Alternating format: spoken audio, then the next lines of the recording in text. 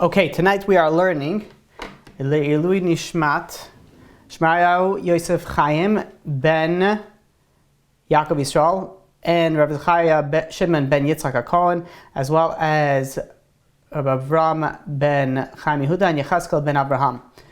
I guess as well as the Ariel Chai ben Eliezer. Okay, so tonight, Be'ezrat Hashem, we're going to be speaking about Lag BaOmer, actually about Lag BaOmer, Shavuos, accepting the Torah, we're going to putting a lot of things together. But tonight, it's going to be, I'm trying not to make it deep. It is a deep ideas, and I tried very hard to simplify it to the best that I can, but it's possible that you would need to bear with me a little bit. Tonight's the type of class that if you get it, it's going to be amazing. But if you miss it, then you're going to be like, okay, you'll get like bits and pieces, but it's like you're talking about a difference of like thousands of percentage, the difference of enjoyment and difference of of understanding, of comprehension. So what I'm trying to say is try to stick with me, try to stay focused. I'm going to try to simplify it as much as I can. So we know that in this period in time, during the Sphira, we are in mourning. And just to give a little bit of a background, the Gemara in Yevamos speaks about this in the story. The Gemara in Yevamos, page 62b, if anybody wants to go and look it up. And the Gemara goes and tells us that Rabbi Akiva had 12,000 peers of students. As Shneim Asar Elef Zugim Talmidim Hayulai. The Rabbi Akiva had 12,000 peers of Talmidim. And they say the Chulan Meisu b'Parakachan. They all died in this tkufa, in this period. Bifnei, and what's the reason? Bifnei sheloi nahagu kavod zelazeh, because they didn't treat each other with respect. The Gemara goes on and says, the world was desolate of Torah. There was no Torah.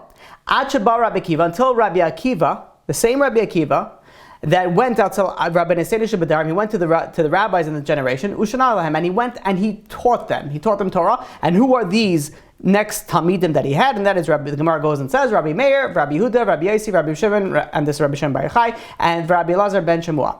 These are the students that Rabbi Akiva went on and took on after he lost the 24,000 students that he had before, the 12,000 peers. And the Gemara goes on and says, these students, Heimidu Torah Isa Shah, they're the ones that kept the Torah standing during that time, upheld the Torah during that time. So now, there's a few ideas we have to understand here. So we understand here one concept, that they didn't treat anybody with respect. The Bereshis Rabbah, the Medrash, goes on and says that it was also that they were stingy with one another. Not only that they were also stingy, which we'll soon see an idea of what that means. And additionally, Ma'am Loaz brings down that they refused to share their Torah insights. They kept their Chidushei Torah to themselves, so to speak. So that is a brief introduction on what's going on now. And now we're going to ask a few questions, and then we'll delve into the depths of this. Really, really beautiful if you stick with me. So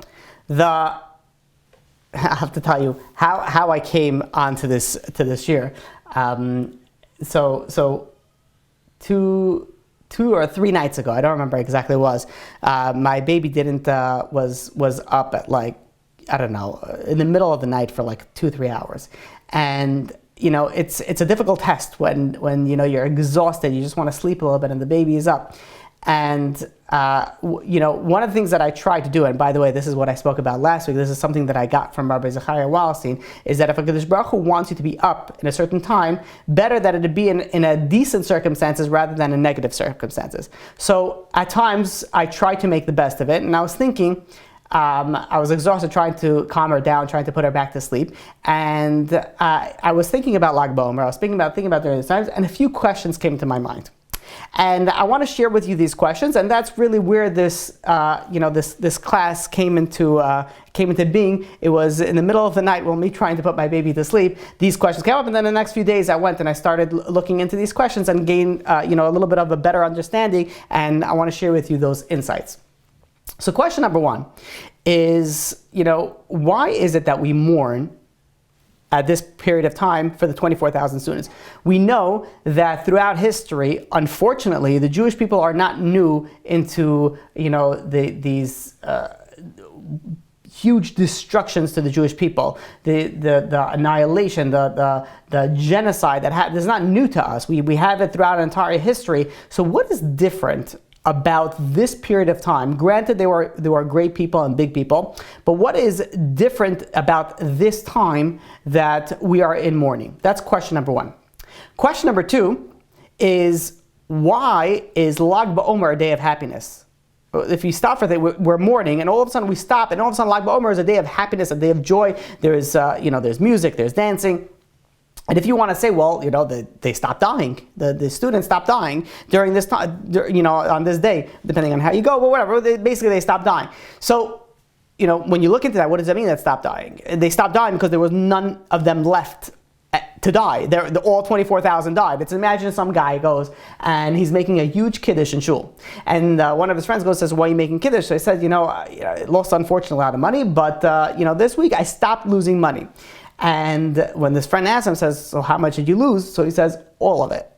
So why is this a time of joy? You lost, there's nothing left to lose. Why is this a time of simcha, of happiness, when they all passed away and there was nothing left to them to pass away? So how do we understand this time of joy that, now they stopped dying? Take this question a little bit further, one step further. We know Rabbi Shimon Bar Yochai passed away on Lag BaOmer, and that's why if you go to Israel, you go to Meron, it's a huge situation, a huge celebration, a huge thing.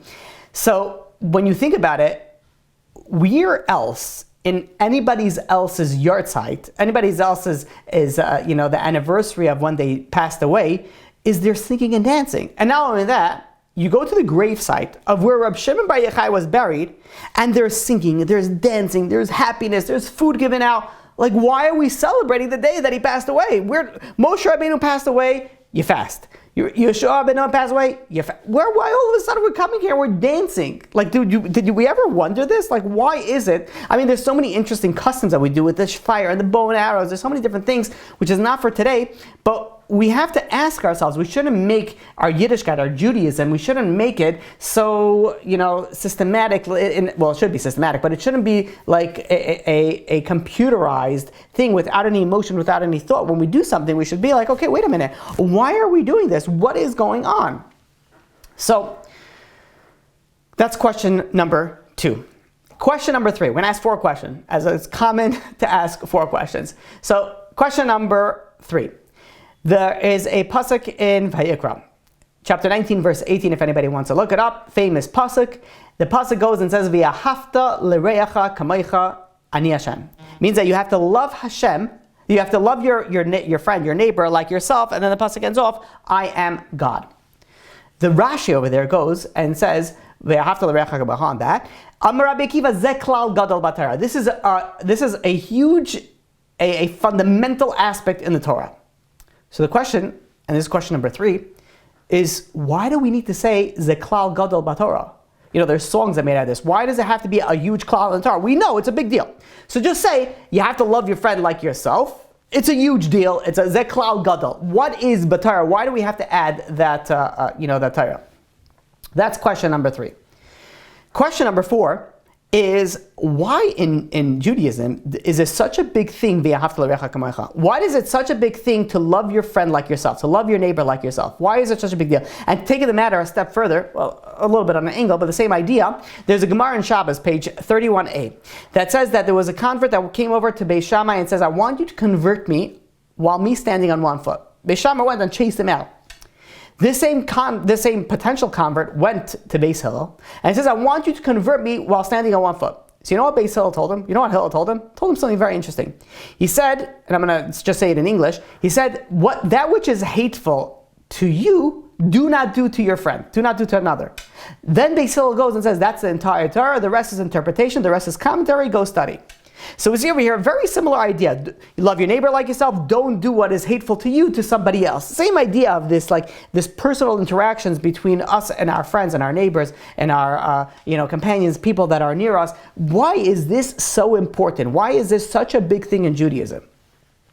So these are the 4 questions. So again, just so we understand the question. Question number one, we said, is why do we mourn? What is the idea of mourning during this period more than any other time period? Question number two, what's the deal with Lag BaOmer and it being happy? Like it's a period of mourning. Why are we happy at this time?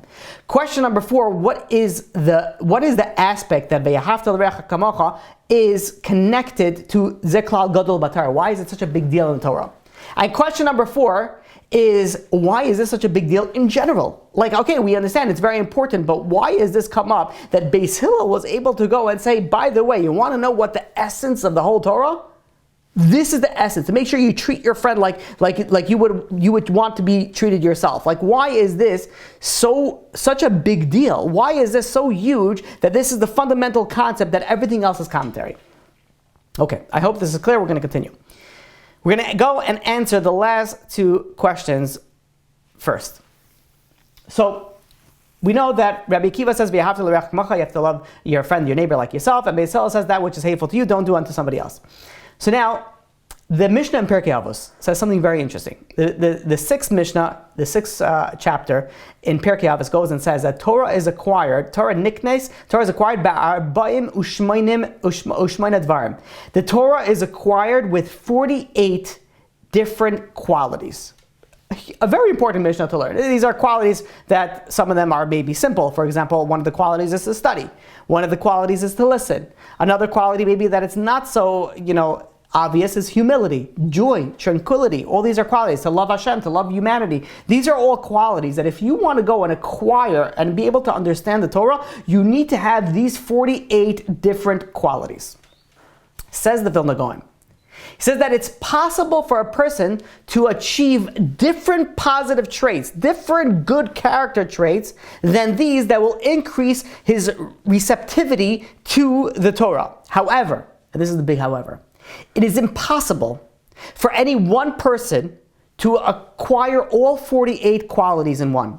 How are we supposed to go and achieve this? Only by working together with another can we possess these qualities that the other one lacks, and then together we are able to complete these 48 qualities, and hereby there we'll be able to acquire the Torah.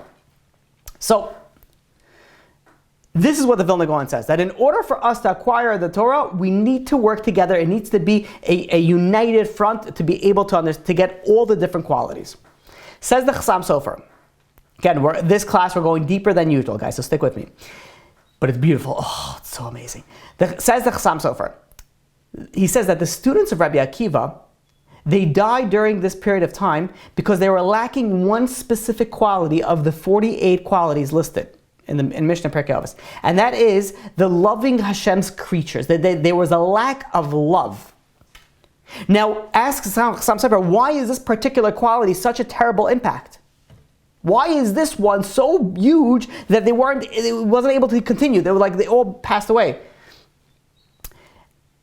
And the answer is that, as we just said, that the only way to achieve completeness in these 48 qualities is through the assistance of one another.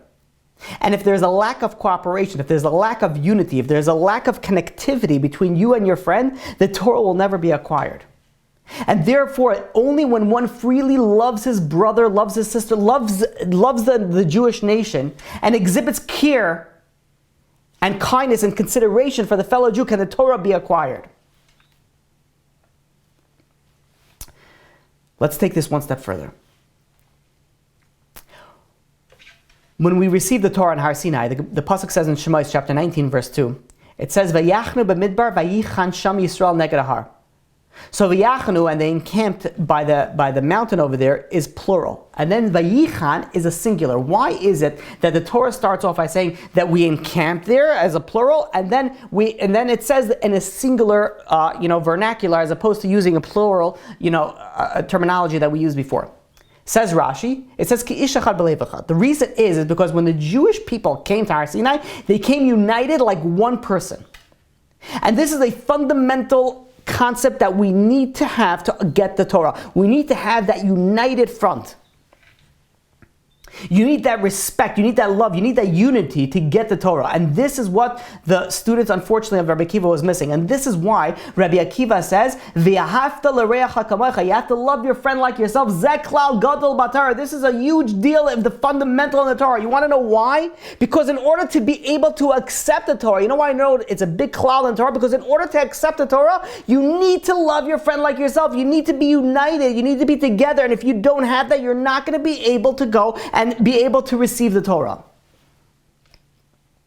This is why Rabbi Akiva says, Zeh klal gadol b'Torah. This is a fundamental concept. We're in the Torah, not just in humanity, not just in the society that everybody should work together well. No. This, above all, is because it's a fundamental concept to be able to go and to be able to receive and understand the Torah. Let's try to analyze this a little bit. Let's delve into this a little bit more. So, we know that the Torah says, V'yahavta l'reacha. You have to love your friend like yourself, or your neighbor like yourself. Why does the Torah use the word l'reacha? We know another term that's used for a friend, is the more common term, is chaver. You have a chaver, that is your friend. Why is it that the Torah specifically used the term l'reacha and not chaver, your friend, which is more commonly used? When you look at the words, and you look at the root of the words, chaver, its root is to join, like chibur. It's a root to connect the two, that it's joined as in one entity. It's totally connected. The idea of chaver, what is a friend? Generally, how do people have friends? People make friends because this is someone that you can relate to. Maybe you share similar hobbies. Maybe you share similar ideas. Maybe you share similar goals. But you have to share some similarities in order to be a friend.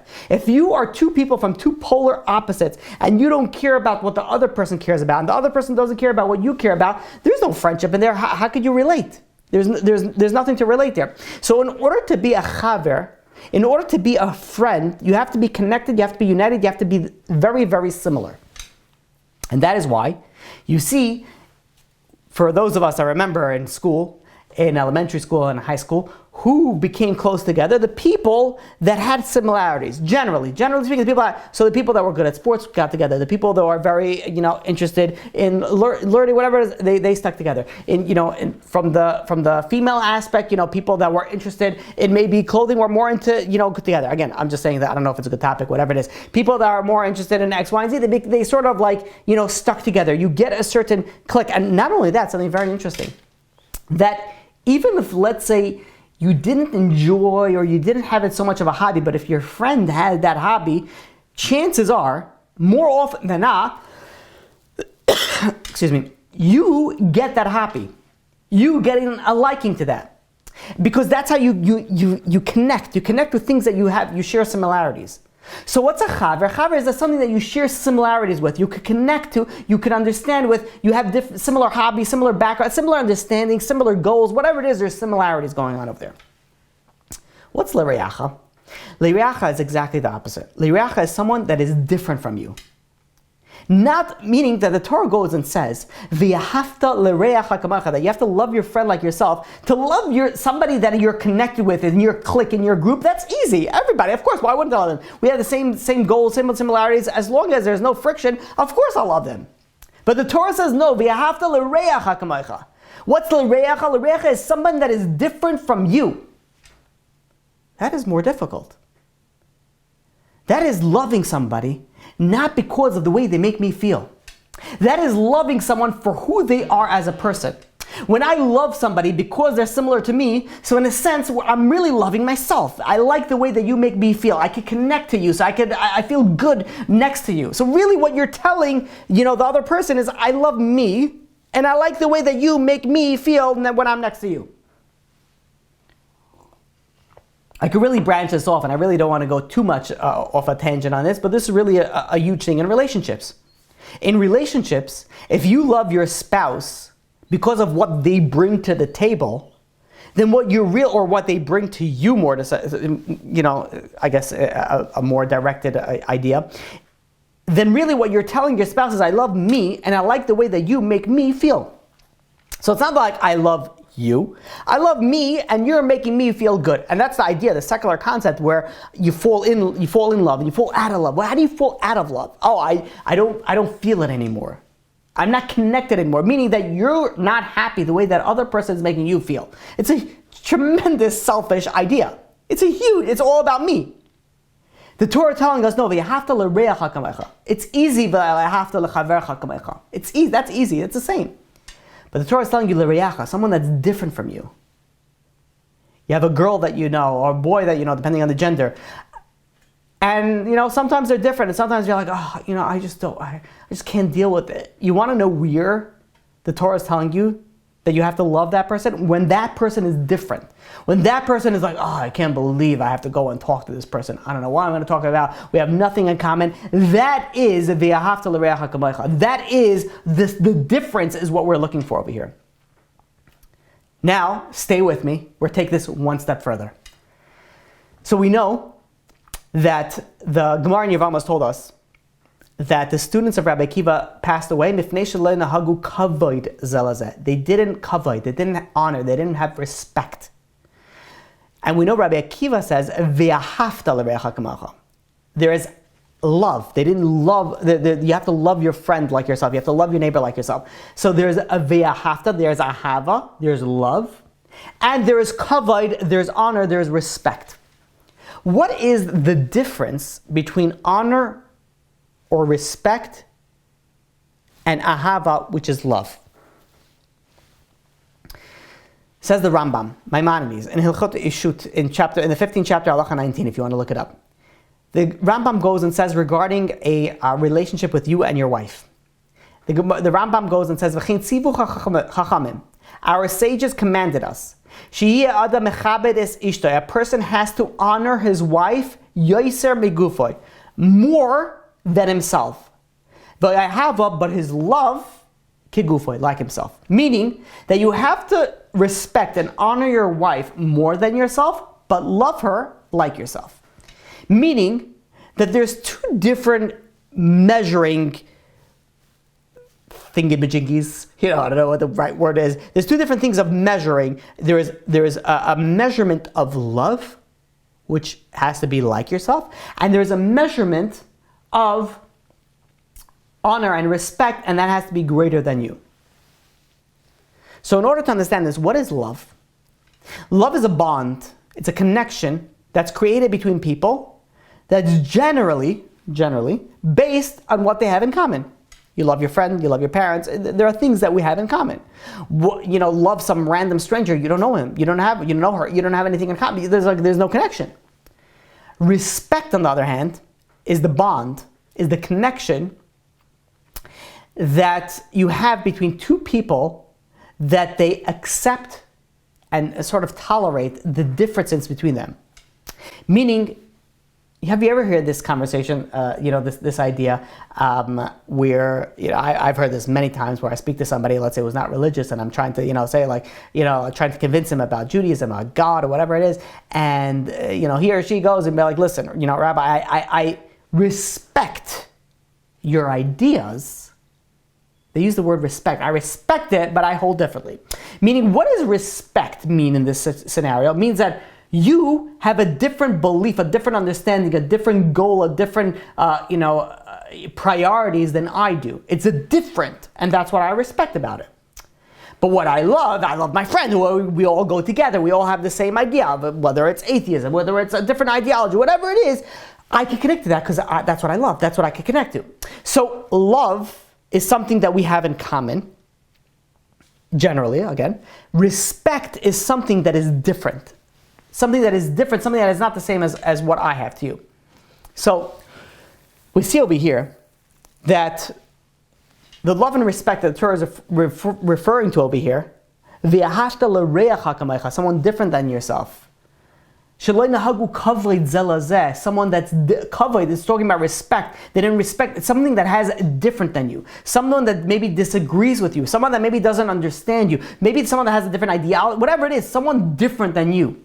That's what we're focusing during this time. Not somebody like you. That's easy. But rather someone that is different than you. And when someone's different than you, they have different qualities.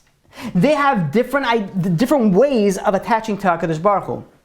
Now again, I'm not talking about atheism or, agnostic, I'm not talking about that. I'm talking about, from religious people that just have maybe different, I don't know what the right word is to say. I don't want to say different ideologies because we're all the same ideologies, but different perspectives on certain things.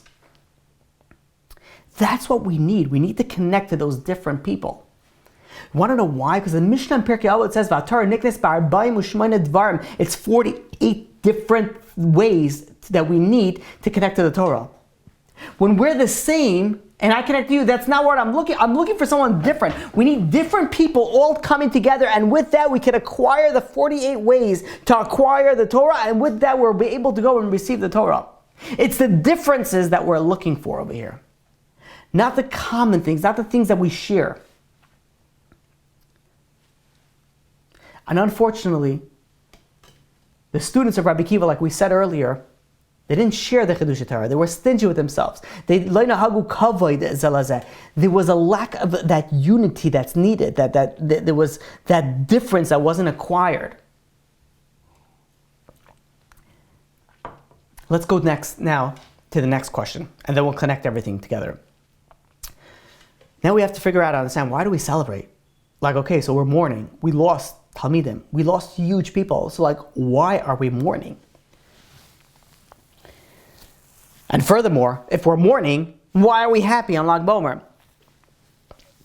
So the answer is, someone put it in right in the beginning in the chat, so that's amazing that you caught it on right away. Why is it that we're mourning? We're mourning granted, we're mourning on the loss of the 24,000 lives. Of course, we're mourning for that. But we're also mourning about the loss of the level of Torah that we lost.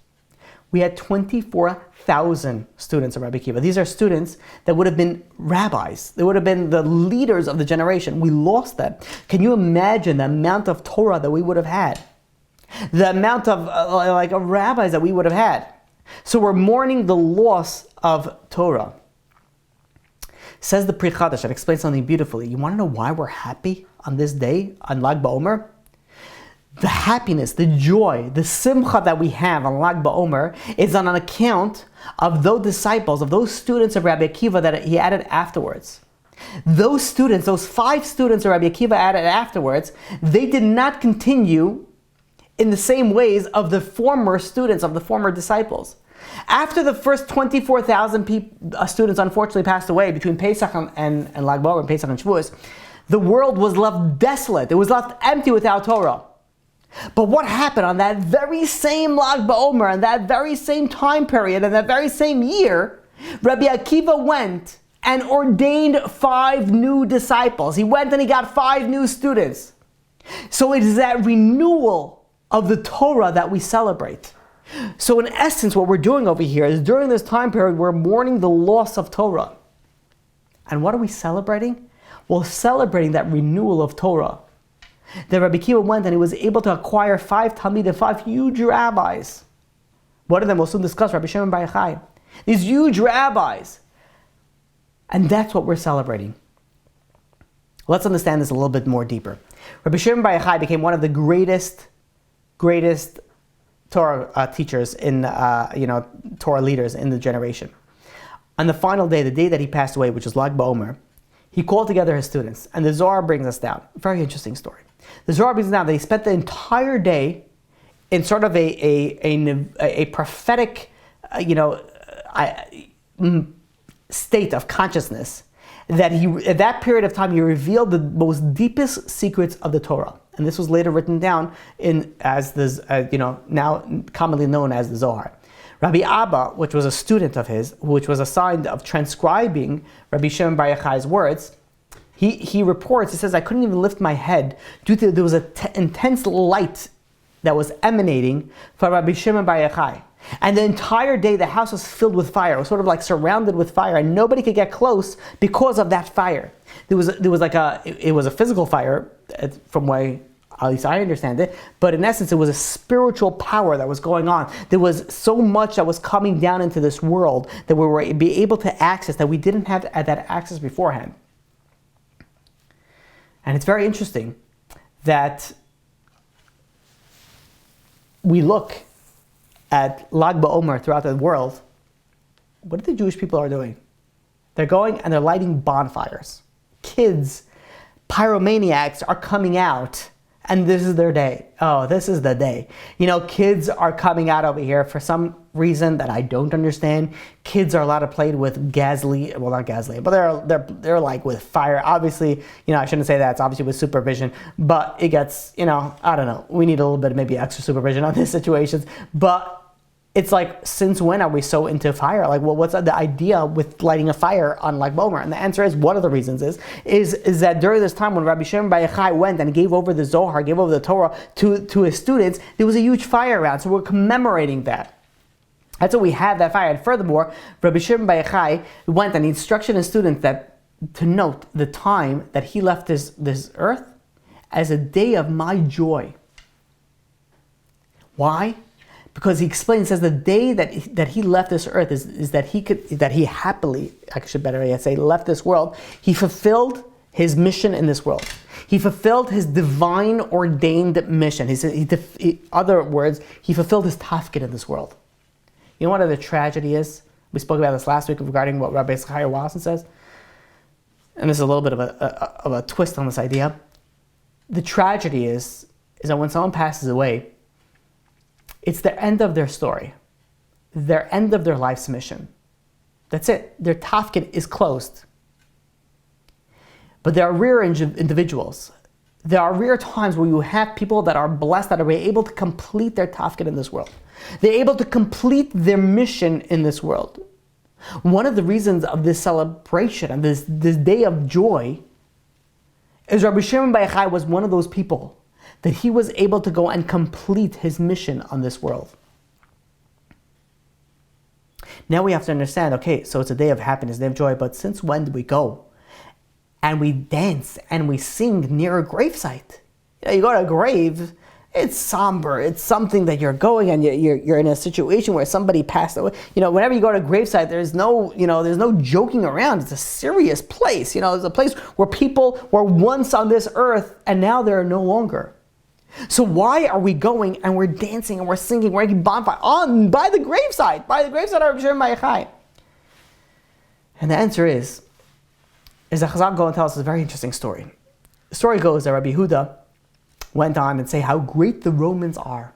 The Romans, they build bridges, they build bathhouses. It's so amazing and how great they are. Rav Yossi was quiet about this. He heard what Rabbi Yehuda said, but he was quiet about it. Rabbi Shimon went and he says, build the bathhouses, build the roadhouses. Are you kidding me? He says, you know why they built it? They built it for themselves, not for us. Rabbi Yehuda was saying, look how great they are. We're able to enjoy the roads. We're able to enjoy the bathhouses. Rabbi Shimon, they built it for themselves. They don't care about us. The Romans, somehow, heard about this. They heard of what each of the rabbis said. So the Romans went, and they decreed Rabbi Yehuda, who spoke so highly of the Romans, they will raise him up. Rav Yossi, who didn't respond, he is going to be exiled. He was exiled to Tzipori. But Rabbi Shimon Bar Yochai, who responded negatively on the Romans, he would be executed. That was the decree. When Rabbi Shimon Bar Yochai heard about this, he ran and he hid. And I'm not going to get through the whole story, because really, to be honest with you, the class that I'm giving today is something really that I could have split into 3 different classes and go into delve on each of the Gemaras that we're speaking about. But I'm going to give you a brief overview on it. So we're not going to go into all the details. But basically, Rabbi Shimon Bar Yochai ran away. And he ran into the cave and there was a miracle, whatever it was. We're not going to get into all the details on that. The reason of why we celebrate is because Rabbi Shimon Bar Yochai was able to escape. He wasn't captured by the Romans. The Romans didn't kill him. And because the Romans didn't kill him, he was able to bring down the Tsar. And not only he was able to bring down the Tsar on the day that he passed away, but more than that, I shouldn't say more than that. In addition, Rabbi Shimon Bar Yochai had a grave. What I mean by that is that when the Romans went and they would kill someone, they wouldn't bury the person. The person didn't have a grave. So because Rabbi Shimon Bar Yochai was able to escape that execution, He was able to have a gravesite in Meron, where you have hundreds of thousands of people go and visit. In fact, it's probably the most visited gravesite in the entire world, the Jewish world. Rabbi Shimon Bar Yochai had a grave. You want to know why we're celebrating, why we're dancing, why we're singing by the grave? Because there is a grave. If he would have been captured by the Romans, there wouldn't have been a grave. They would have executed him, and then we wouldn't have had him. We wouldn't have had the grave. In addition, we also celebrate the 5 Talmidim, the 5 leaders, the 5 spiritual giants that Rabbi Akiva went and he taught. And not only that, is Rabbi Akiva went and his one of the focus was that Torah should be able to be continued. There was 24,000 students that passed away. And the Gemara says the world was desolate. There was nothing there. Rabbi Akiva says this is not going to end this way. I'm not going to give up. He went and he got another 5 students to go and to make sure there's going to be a continuity of the Torah. And his students went and it took this goal and pushed it further. Let's see how this happened. I'll give you 2 stories, and then we'll close after these 2 stories. There's a Gemara in Brachos, page 27b, that there's a very interesting story. I don't know if I said this story in depth, but really there's a class that one time we have to give just on this story. It's a crazy story. It's a crazy, well, I don't know, I guess to each their own, but for me it was crazy. So there's a Gemara in Brachos that goes and says, it speaks about Ma'ariv, the night prayer that we do. So Ma'ariv, there was a question, was it voluntary prayer or was it obligatory prayer? Is it something that is required or is it something that's voluntary? So there was a machlokus, like any good Jewish thing, there's a machlokus. The argument was, one rabbi, Rabbi Gamliel, went and says that it's obligatory, that it's required, and Rabbi Yeshua says no, it's optional, Ma'ariv is optional. So the Gemara goes and brings down a certain story. And the story was that the Gemara goes and says there was a certain student, and this student went over to Rabbi Yeshua, and he goes and he asked him, hey, by the way, is Ma'ariv obligatory or, optional? And Rabbi Yeshua, according to his, opinion, was that it's optional. So he says, okay, fine, thank you. He went over to Rabbi Gamliel, and I have to note that Rabbi Gamliel was the Nasi, was the leader at this point of the generation, and he asked Rabbi Gamliel, the student asked Rabbi Gamliel, hey, is Ma'ariv, is Arabit, is the night prayer, is it obligatory or is it voluntary? So Rabbi Gamliel, which is according to his opinion, he says, wait a minute, of course, it's obligatory, you're required to do it. So now the student says something very interesting. He goes over to the rabbi and says, but didn't Rabbi Yehoshua say that it's optional? Now he did something that a person should never do when they go and speak to a rabbi. You go to speak to a rabbi and say, oh, hey rabbi, what is the story in this situation? And you have a certain question, and the rabbi gives you an answer. And then the student goes and says, oh, rabbi, is that so? Well, there's another rabbi, a contemporary rabbi, a rabbi that lives, now. He goes and he doesn't agree with you. He says that it is allowed, or it isn't allowed, depending on what the other rabbi said. That's not, we don't shop around for, halachic, opinions. So it's very interesting that the student went, and he goes over to Rabbi Yeshua, and he asks him, says, what do you hold? And he goes, oh, okay, gets the idea. And then he goes to Rabbi Gamliel, what do you hold? And he realized that they both argue. And he goes to the leader of the generation, and he says, oh, if that's your opinion, do you know that Rabbi Yeshua, what is this, snitch over here? Yeah, snitches got stitches, like what's going on over here? Why is he going? He says, hey, by the way, Rabbi Yeshua doesn't agree with you. Rabbi Yeshua goes, and he says that it's voluntary. Did you know about this? So Rabbi Gamliel, the Nasi, the leader, the prince, goes and he hears about it. He says, okay, let's wait until the Torah scholars, they enter the study hall, they enter the Bet Midrash. When the Torah scholars came in, there was, Rabbi Gamliel asked the question. There was somebody that was like that asked the questions. He goes and says, ask the question, and the question was, they asked the question, is Ma'ariv obligatory or voluntary? So Rabbi Gamliel replied that it's obligatory, it's compulsory, it's required, you have to do it. And Rabbi Gamliel looks around, and he was the leader again, he says, does anybody dispute this? Does anybody disagree with me? And nobody's responding. He looks at Rabbi Shua. Rabbi Shua says, no arguments here. And Rabbi Gamliel goes over to Rabbi Yeshua and he says, did they not report to me in your name that you said that it's optional and it's not required? That, it's optional. So Rabbi Yeshua at this point was standing because he had to respond to Rabbi Gamliel, and it's only out of respect that you have to stand. So he stood up, and Rabbi Yeshua went and responded, if this person's alive, whatever. He would go into a whole different response, but because of the time, I don't want to go into all the details of the story. He basically ended up giving his answer, and he remained standing. Rabbi Gamliel, the Nazi, would have to say, okay, you could sit down and let's continue continue learning. But he didn't tell him to sit down. Rather, Rabbi Yeshua at this point, he stood up and he stayed standing. And Rabbi Gamliel continued teaching Torah, continued teaching his class, while Rabbi Yeshua was standing. And the people over there, they couldn't handle it anymore. They're like, we can't do this anymore. He's disrespecting, in a sense, another big rabbi, Rabbi Yeshua. So they went and they decided that they have to remove Rabbi Gamliel from his position. They have to put somebody else in there. It was disrespectful, whatever. We're not going to get into all the ideas. Again, maybe a different time we'll go into all the depth, the details of it. But for now, they decided that they're going to have to remove Rabbi Gamliel. But the question is, who are they going to put in instead? Who are they going to go put as the Nasi, the leader of the Jewish people? Now, they can't put Rabbi Yeshua because he's directly involved with that dispute, with this issue. And they can't put Rabbi Akiva, which was alive during this time. Why? Because he didn't have ancestral merit. He came from a line of converts. He didn't have the merit again, let's just not go into all the details. Again, maybe we'll go into details every time. He didn't have the merit, let's just say. And the yichus, the ancestral merit. So they said, rather, let us go and let us appoint Rabbi Elazar ben Azariah. Rabbi Elazar ben Azariah, they said, he's wealthy. He's a 10th descendant from Ezra. And he's wise. It says, why are these three things very important?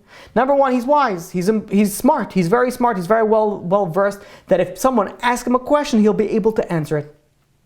Why is it important that he's wealthy, that he's rich?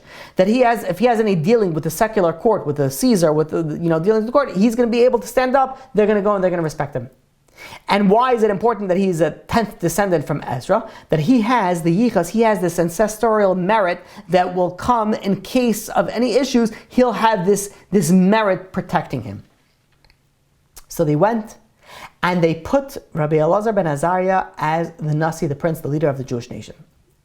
The day that they put him in there as the leader, he instituted a new policy. Rabbi Gamliel had a certain policy, and the policy of Rabbi Gamliel was that if your inside is not like your outside, you can't come learn in the Bet Midrash. You can't come learn in the Beis Medrash. Your inside has to be like your outside. Like some people are very religious inside, but outside they don't look Jewish. Some people outside they look Jewish, inside they're dead. Like whatever it is. The inside has to be like the outside. And if it's not the same, says Rabbi Gamliel, you're not coming into this Bet Midrash. But comes Rabbi Elazar ben Azariah. And when he became the leader, when he became the Nasi, he changed this. He says, no. He says, anybody can enter to learn Torah. Anybody's able. And at that day, the Torah, the Gemara goes and says there were many benches that were added to the Bet Midrash because many more people joined over here. And the story goes on, but we're going to skip to the end of the story. But the end of the story was, who was this student that went and instigated this machlokas, instigated this whole thing? It was none other than Rabbi Shimon bar Yochai. This was Rabbi Shimon bar Yochai. So let's ask a question over here. Why did Rabbi Shimon bar Yochai do this? Like, what's he going? What's he going and he's instigating between these two rabbis? Why is he starting this feud? And furthermore, why all of a sudden we didn't tell him his name in the beginning, or we told him his name in the end? Like, what is going on over here? There's so much more depth to this story. So in order to understand this, we have to look at a different Gemara. And the Gemara is in Shabbos, page 138b. Again, I really hope that you guys are still with me because it's going to get good. The Gemara goes and says like this. The Gemara says that when the rabbis entered Keren V'Yavne, this is the aftermath. This is after the destruction of the second Bet HaMikdash, after the destruction of the second temple. The rabbis came and they stated that the Torah will be forgotten from Israel, from Bnei Israel, from the Jewish nation. And Rabbi Shimon Bar Yochai said, Chas v'shalom, the Torah should be forgotten. Rather, what it means is it's not going to be as it was. Now let's try to understand this. Why specifically did they mention it at Keren B'Yavne? And the answer is because the Nasi, the leader at that time, was Rabbi Gamliel. And Rabbi Gamliel's policy was that any student who's outside is not like his inside can't come to learn. So the rabbis are seeing this policy, they're saying, wait a minute, if you're not going to let everybody just come to learn, only if their inside is just like their outside, then forget about it. The Torah is going to be forgotten. Says Rabbi Shimon, he says, no. He says, I agree with Rabbi Lazar ben Azariah. And Rabbi Lazar ben Azariah had an open door policy. That therefore, if we institute Rabbi Lazar ben Azariah's policy, the Torah will not be forgotten. And Rabbi Shimon went and quoted a pasuk. And the pasuk that he quoted is in Devarim chapter 31, verse 21. And the pasuk is, Ki lo yisishkach mipi zarai. The Torah is not going to be forgotten. The Torah, the pasuk in Devarim goes and says the Torah is not going to be forgotten from the Jewish people, from the children. Rabbi Pinchas Friedman goes and explains, says Rabbi Shimon, you know what Rabbi Shimon Bar Yochai went and he did? He said he saw this in Ruach HaKodesh. He saw that they needed to institute, Rabbi Lazar ben Azariah as a Nasi, because the Torah cannot be forgotten. So how is he going to institute it? There was a whole scheme that was planned, and he saw this in Ruach HaKodesh, that if he started with Rabbi Yeshua, this whole thing between Rabbi Shimon and Rabbi Gamliel, Rabbi Lazar ben Azariah would be instituted, and the policy that Rabbi Gamliel had would be revoked, and hence, the Torah is not going to be forgotten.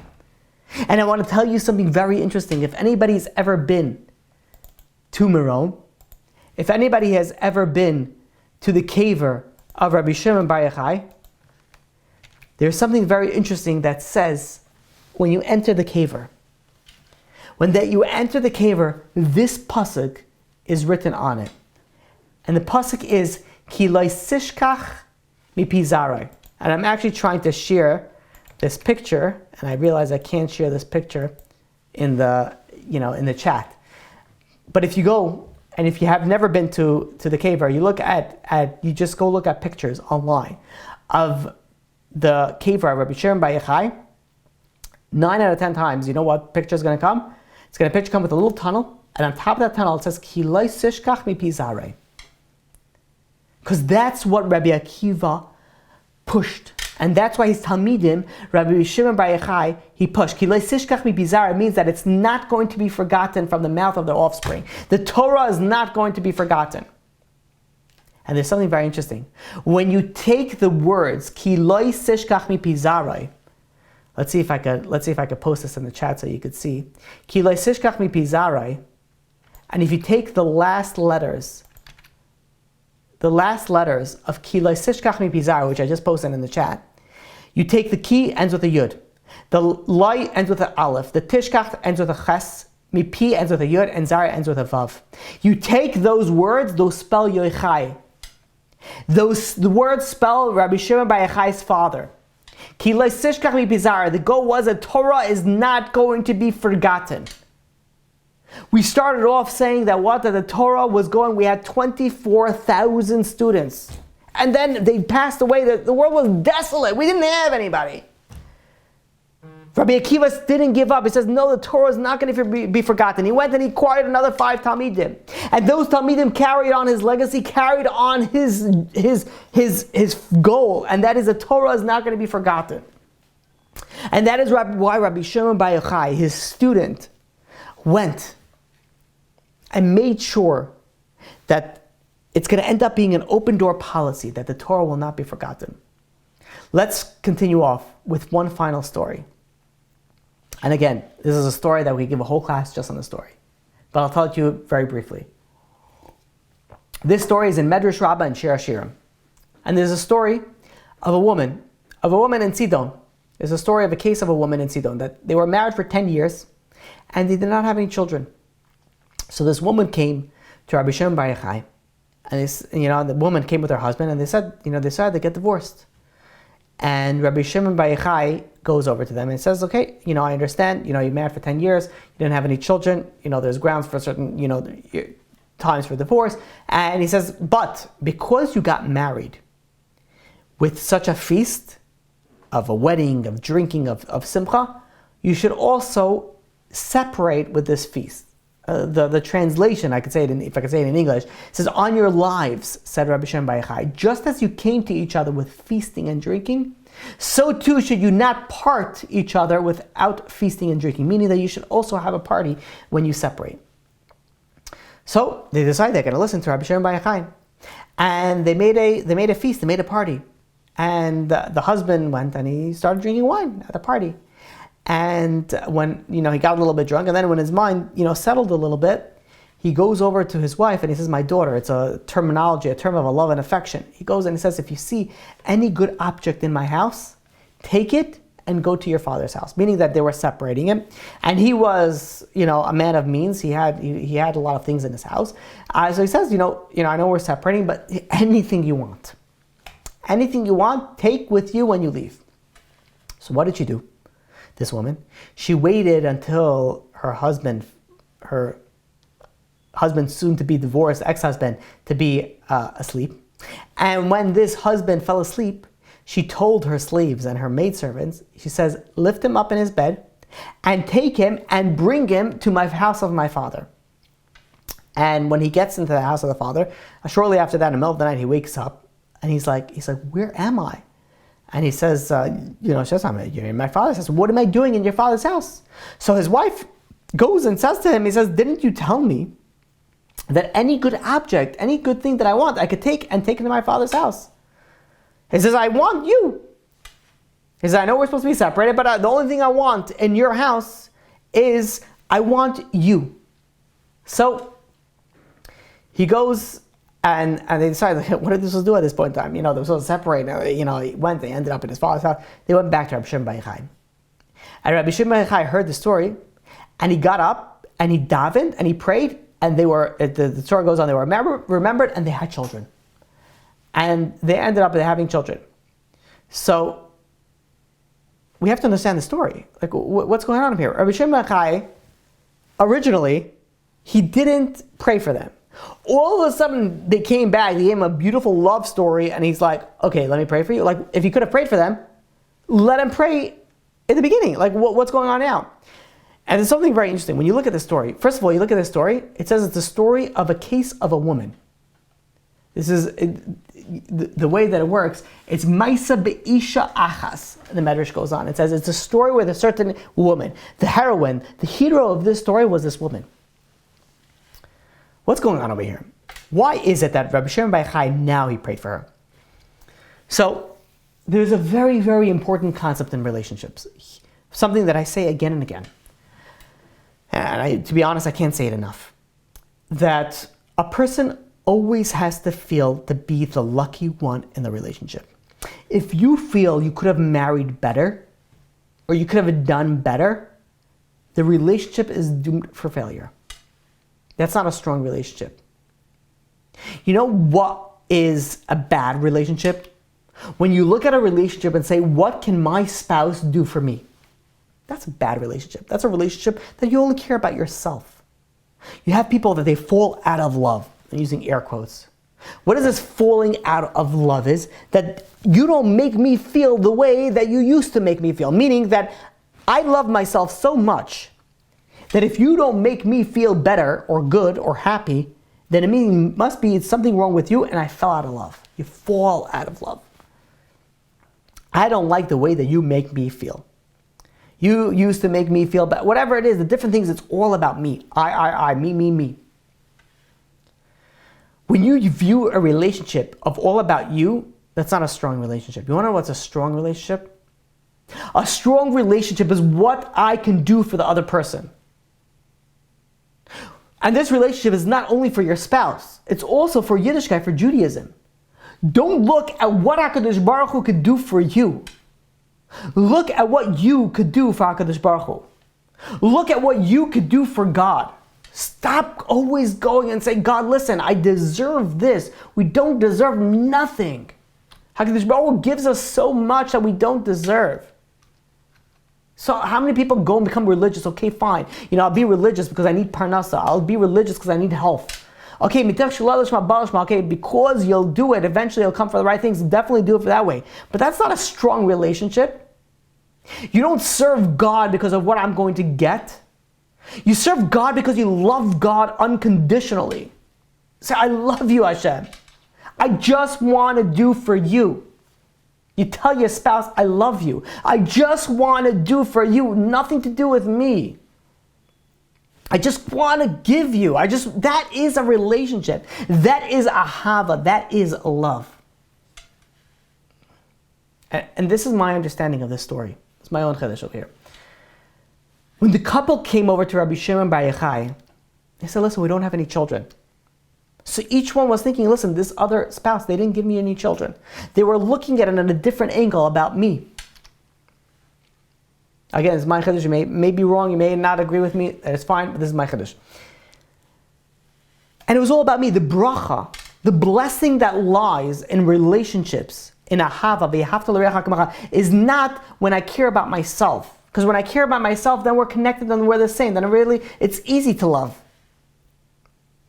But when I care about the other person, when I love the other person for the differences that they have, that's real love. That's a real relationship. When they came back, this couple, to Rabbi Shimon Bar Yochai, and Rabbi Shimon Bar Yochai heard this unconditional love that this couple had for each other. They didn't want to get divorced. They loved each other. They loved each other. The woman could have taken anything. She could have been a multimillionaire for the rest of her life. But what she chose was her husband. She said, I don't want anything else. All I want is you. I don't care about anything else. I want you and nothing else. When Rabbi Shimon Bar Yochai saw the sacrifice, saw the love, saw the bracha that lies in that, he says, now you have a merit. Now let me pray. And then they were blessed with a child. When we come to this time period, and we're mourning for the loss of the 24,000 students of Rabbi Akiva, huge, huge people, but also 24,000 people passed away. But we're mourning really for the Torah, the loss of Torah that they could have had. Rabbi Akiva taught them what is the lesson? What is the goal over here? Is not to love yourself, not to love somebody else that is like you. To love someone that's different from you, not your chaver, not someone that's connected to you, not someone that's just like you. To love somebody else. That's the lesson over here. Not to just love someone that's like you, because then all you're doing is you're loving yourself. That's not a good relationship. You want to know where the blessing lies? And Rabbi Shimon Bar Yochai saw this. He says the blessing lies v'ahavta l'reacha, when you love the differences. Where there's differences and you can connect to that, that's where the blessing lies. And that's why he gave them the bracha now. That's why, in my opinion, that's why he started davening now. And comes Lag BaOmer, we're celebrating. Why are we celebrating? We're celebrating the Torah that came from that. We're celebrating now that we have at least we had it. Omer Hashem, that we should have it to the level that we had. V'ahavta l'reacha kamecha. We have that unity. We have that love. We have that respect. Huge three ideas: the love, the respect, and the unity. And Rabbi Akiva brought these 5 Talmidim, and they followed in his footsteps, and they went and they made sure not to make the same mistakes that the previous Talmidim made. And if not for them, we wouldn't have the Torah that we have today. And his students continued his legacy. And his students continued his drive, his focus to make sure that the Torah will never be forgotten. And Rabbi Shimon Bar Yochai made sure of that. And this is the idea, this is the concept of v'ahavta l'reacha kamecha. This is the concept, the idea of v'lo nahagu kavod ze lezeh. This is the idea of why we celebrate on this day and why we mourn on these times. We have to realize what our avodah is during this time. We have to realize what our focus in these times. And I want to end off with this one thought, that I believe that during these times, what we have to focus on is we have to focus on that v'ahavta l'reacha kamecha. We have to love our neighbors, our friends like ourselves, but not the neighbors and friends that we love already, that connect to us. No. That's easy. Of course you're going to love them. L'reacha, the person that's different from you. That's what you need to love. You need to love the person that is different from you. Not only that, we have to learn how to covet those that didn't respect somebody else. The respect concept is also someone that's different from you. And of course, the unity that we had, V'yichan Shem Yisrael neged Ahar, we had that unity. We're coming to Kabbalah Torah. We're coming to accepting the Torah on Shavuos. You want to know how we accept it? We need that unity. We need that achdus. I wasn't sure if I was going to say this or not, and I really said I was going to end it off, but I really want to bring one other point. And it's a point that, I don't know if I'm allowed to say it. I don't know if I could. I'm going to say it. A lot of us, I know especially a lot of the people that are coming to these classes and listening to the classes, a lot of classes are in so much mourning of the passing, the past 2 weeks, 2 weeks ago, well, almost 2 weeks ago, of Rabbi Zachariah Wallerstein. And I was thinking if I should mention him again, I know myself, me personally, I was telling my wife, throughout the day, I'm constantly it pops into my mind. Thinking about his family, I'm thinking about the organization. I'm thinking, it's just I don't know. It took me, and I know it took a lot of the Jewish nation very, very hard. And it's something very interesting. Rabbi Zachariah Wallerstein, he passed away. And again, maybe I'm probably not allowed to say this, but whatever. I'm going to say it. I may be wrong, whatever. I don't know. I'm still going to say it. Rabbi Zachariah Wallerstein, he passed away during this time, during the Sefira.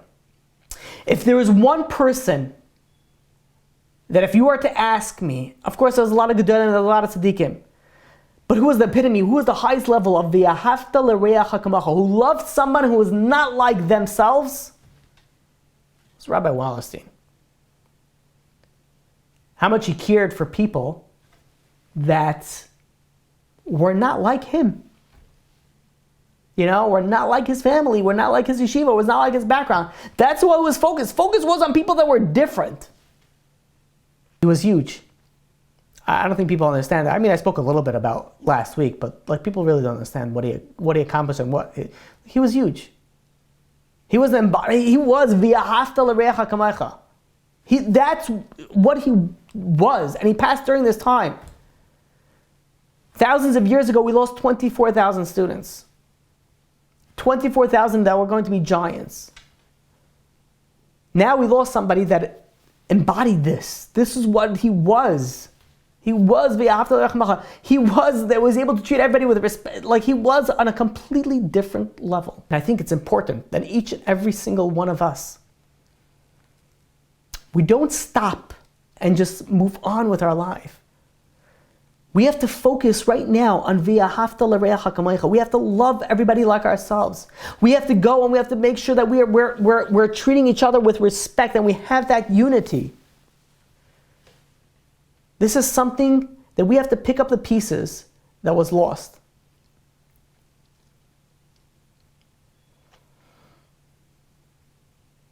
And I really believe that part of the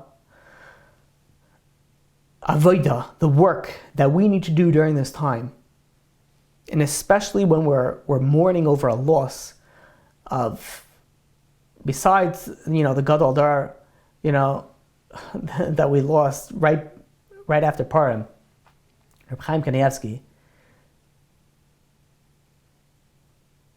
we have to do something. It's not enough just to move on in life. There's too many signs that are just telling us to wake up. And we have to wake up. I don't know how better to explain it. And I don't want to say certain things that I shouldn't say, even though I probably passed that line a long time ago. But we really have to pick up the pieces. And maybe we can't do that. Maybe we're not that type of person that is able to. But at least you could support the places that do that. The places that do push that. I know, Rabbi Wallerstein fundraised everything himself. He did everything himself. Literally did everything from everything himself. And I believe it's important for us that if we can't, and even if we could, to continue that legacy, continue his organizations that he started, our Nava, the ranch, everything. And there is a huge fundraiser event now. You could go to ornava.com and you could, or ornava.org, I think it's ornava.com, and there you'll see the link to go into to donate to these organizations that Rabbi Wallerstein went and started, and B'ezrat Hashem will continue. I have more to say, but I probably said this, I'm going to end off, but I'm really going to end off now. And I was thinking this past week, I was wondering why his passing affected me so much.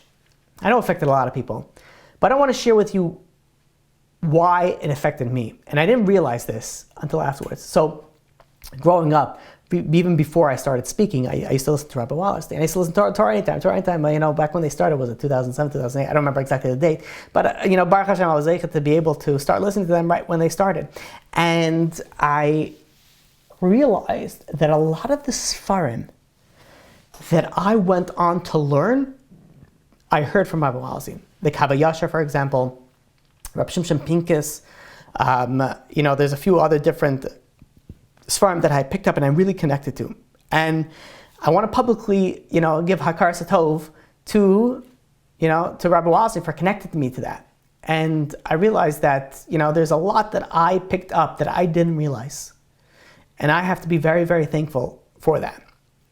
And that's what I was thinking, that, after, I know we're in the Emunah series. Right now we're doing on the Lag BaOmer, but we're in the Emunah series, and we're soon coming to an end, a close on the Emunah series, for at least briefly.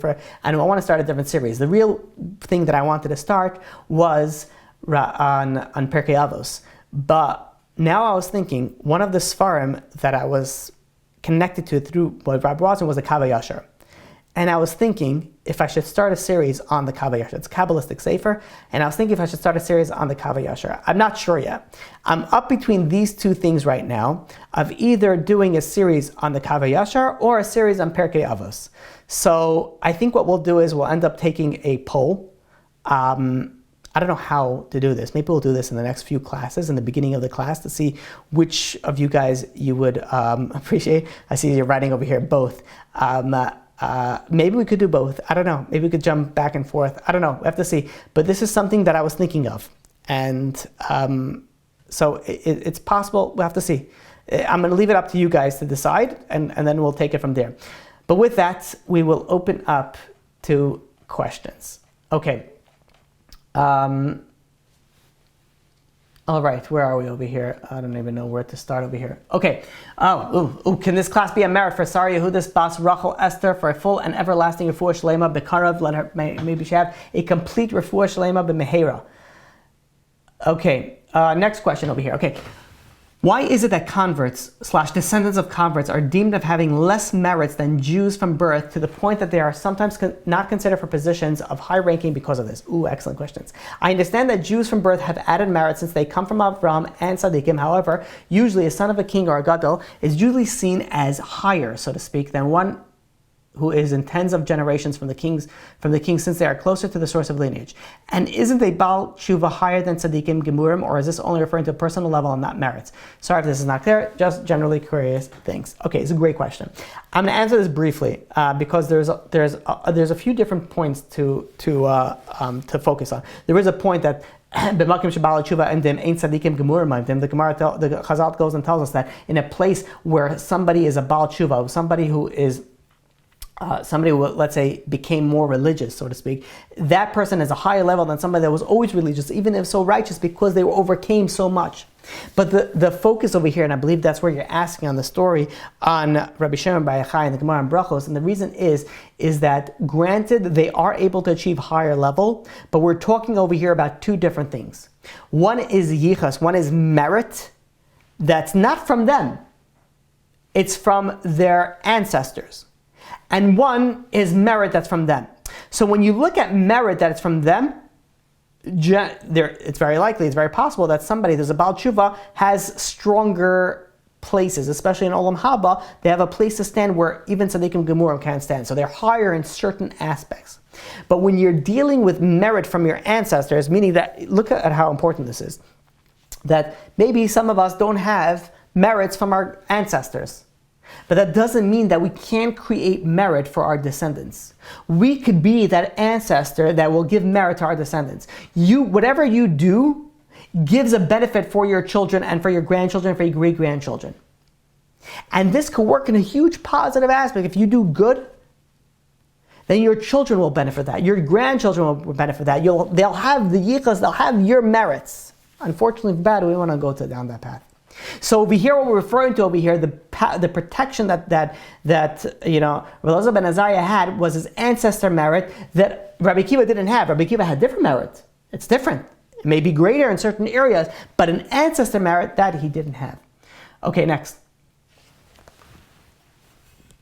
Another question regarding the stories on the book Kabbalah. Okay, maybe a different time. It's getting a little bit late over here. Thank you for posting the link over here for Ornava. I appreciate that. Okay, I know. Next question. I know that in the Gemara it says that fire is 1/60th of Gehenna, but it also seems to represent an incredible light whenever it is used. It is used on joyful occasions like Lag BaOmer, Welcome Chag, or Shabbos. Why would we use something that is 1/60th of Gehenna for all these amazing occasions? That's a great question. I really like that question. That's a question really that I have to do more research into and more learning into, but I'll tell you a thought. And fire represents, Gehenna. But every property, everything that's physical, in a sense, has pros and cons to it, has positivity and negativity to it. So even though fire has the ability to destroy, it also has the ability to go and to bring forth. You need to bake, you need fire. To warm yourself, you need fire. Fire has a lot of good uses. And in fact, if you look at it, fire has more good uses than bad uses. There's only really one big bad use for fire, and that's for the destruction. But there's so many other benefits for fire. And it's not, when you speak about fire, it's also heat. Heat, the aspect of heat is also needed for growth. Right now, we're in the spring months, and you look outside, it's getting hotter, the sun is shining stronger and longer, and things are able to blossom. The heat is using it to be able to go and to blossom. So everything in life can be used for the positive or for the negative. And granted, there are many things that can be used in the positive. We light candles, Leilei Nishmas, before Shabbos. There is a power of that. Neshama is also represented by fire. The idea of what fire is represented in spirituality. Fire is a very spiritual thing. One of the reasons is that fire, whenever you light a match, whenever you light a fire, fire always goes up. It never goes down. Heat always rises. Why is that? That's a lesson that the spirituality, you're always supposed to go up. You're always supposed to rise. You take a match, you light it, you could turn it upside down, you could turn it up. Wherever it is that you're going, it's always going upwards. The opposite way of gravity. It's always going the other way. Because that's our focus, that's our lesson, that's what we need to learn. That's the spirituality. That's saying always going up. There's a lot more to speak about it. We're going to speak about it slow because we need to end soon. Okay. Look at that. We have quite a few things regarding Kav Yashar. Okay, Bli Neder, remind me next week. We're going to do a real poll, and before we start the class, this is really a poll for people that join the class. I know it's very important for the people that listen online. You guys could email me if you do have a particular say, but ultimately, the final say really is the people that join in person. But of course, we listen to everybody. We love everybody that listens to the classes afterwards on the virtual world as well. So please do share, and I guess we'll see. We'll see what we'll do. Okay, next question. Where are we? Why do we have to love everyone? Not every Jew is someone to love. Also, are we meant to love different gender? Okay, that's a good question. That's a layered question. I'm trying to answer this fast because I tried to get through these, answer these briefly, but I don't know if there's a way I can answer that question fast. But let's just leave it at this. When love different genders. I'm not saying you're supposed to go and love all the different, the opposite gender. Okay, it means to love the person, love the Jew, so to speak. There's a different type of love than I think what this question is coming forward for. It's a love of a person for being a person, not for who they are. Now, granted, yes, there are certain people that are going against God and are doing lahachas. We're not going to get into all those details, but your question is a loaded question. It's a great question. But to get into too much detail, I think we're going to go too far off. But I really like that question. I do appreciate that. So thank you for asking that. Okay, next we have over here is who are the... I lost this. Hold on one second. Where are we over here? Oh, here we go. Okay, who are the other Talmidim of Rabbi Akiva? Okay, so the Talmidim were Rabbi Meir, Rabbi Huda, Rabbi Yossi, Rabbi Shimon Bar Yochai, and Rabbi Lazar ben Shamua. Did we ever? I don't know if I ever gave a class on that. Those were the 5 students. Okay, next. Rabbi Akiva came from Gerus, and both his mother and father's side, because if not, does he not have merit from one side? Oh, that's a good question. Maybe Rabbi Akiva has merit from one side, and the answer is I don't know if he had maybe he had Jewishness on one side, but the idea of being of the Yichus, where Rabbi Lazar ben Azariah came from Ezra, which was like the leader of the generation. So even if he was Jewish, even if they were Jewish, it wasn't on the same level. Okay, next. We have here 2 more questions. I'm going to end off over here, or maybe it's 3. Okay, was it right of Rabbi Shimon Bar Yochai's level, of course, for Rabbi Shimon Bar Yochai not to show, I'm assuming that's Akaras HaTov to the Romans, even if it was right that they made everything for themselves? It seems that the Torah is very focused on Akaras HaTov, even if a person was not for the person intentionally. That is a great question. Maybe Rabbi Shimon Bar Yochai should have had Akaras HaTov. Like, even though they made it for themselves, he still benefited from them. It's a good question. I don't have the answer offhand. I would have to look into that. I'd have to look at it. It's a very good question. Okay, next. Why do converts accept Judaism later in life? Were they with us in Har Sinai? Also, what about babies that were adopted and converted? So there is a few different understanding of this. One of the understanding is that there are converts that when HaKadosh Baruch Hu gave us a Torah, He gave the ability to have the Torah to all the nations of the world. And all the nations of the world rejected it. However, there were some souls that say, wait a minute. It says you reject it, but maybe we want it. But they were part of those nations. So HaKadosh Baruch Hu gave them the opportunity to come back in future generations and to connect to Judaism, to connect to Yiddishkeit, and to convert. There's another aspect of what converts is that there are many converts that when they look into their yichus, when they look into their ancestry, they find out they had Jewishness back then. And what happened was that they went off. The great ancestors went off the derech and they ended up intermarrying, assimilating, unfortunately. And these souls, they're sort of bringing that family back. There's also a certain aspect of that. Here we have, please, Kav Yasher, since there are Baruch Hashem so many Perkei Avos and not that much in Kav Yasher. Okay, maybe we have to see. Okay, next. How should you act to the other gender? I know that you shouldn't act how you would in your own gender, but you don't want to be plain rude either. Also, can you ask forgiveness for the other gender? I believe, the asking for the forgiveness, let's take that offline because it depends on what was going on over there. But how are you supposed to act to the other gender? It's a whole class in itself. It's really a whole class in itself regarding, how you're supposed to be friendly and how you're supposed to, make sure that, there's friendly and then they cross a line to a little bit flirtatious. There's a lot of guidelines that we have to go, and I don't think I have enough time to go delve into that. But there is a guidelines. There is something of being polite, and then there's a difference of being overly friendly and so there is a line that we have to realize that we have to draw. Last question before we end off. Is it a sin to not like someone because they are even mitzvot in the Torah that relate to, for example, when an enemy donkey falls, or if you hate your wife, you still must double the inheritance of a child? And I'm not following the question, I'm sorry. But there's another part of the question, and Neshama is a Gilgul, so if someone's child converts, is it possible that the previous lives he was a child of a Jew? Yes, it was, and that's what we were mentioning. It is possible that they were a Jew. Okay, I'm sorry for rushing through. Regarding to give a class on conversing and dealing with the opposite gender. Yes, it is possible. It's a difficult class to give, but yeah, maybe we could do something like that in the future. I have to remember to do that. I have a few things that lined up, but B'ezrat Hashem, maybe we could do something like that in the future.